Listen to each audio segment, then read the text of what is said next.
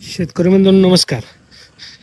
ज्यांचं नदीवर आणि विहिरीत भरपूर गाळ असतो त्यांना ड्रीप चालवता येत नाही.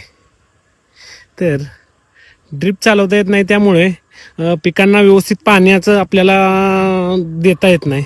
त्यासाठी किंवा ठिबक हाताळता येतं, पण ठिबकला साठी वापरणारा सँड फिल्टर आहे तो जास्त खर्चाचा जातो.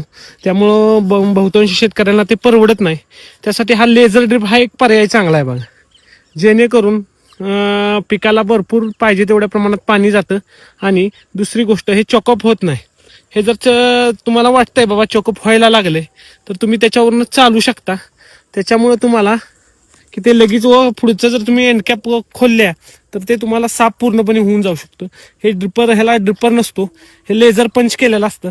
त्याच्यामुळं हा शेतकऱ्यांना एक चांगला पर्याय आहे. तर ह्या शेतकऱ्यांनी ज्यांना ठिबक करायचे आहे पण विहिरीत गाळ आहे किंवा नदीवर आहे किंवा ओढ्यावर आहे, त्यांना ठिबक करता येत नाही, त्यांनी हा एक पर्याय यूज करावा.